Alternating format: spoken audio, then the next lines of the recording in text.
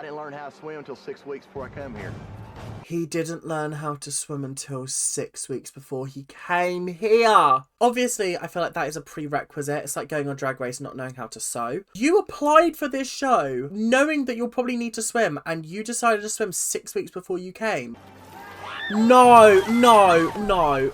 What do you mean he capsized the boat? Oh, no. I bet that person from the tribe is like, oh, for fuck's sake. I just tried this morning.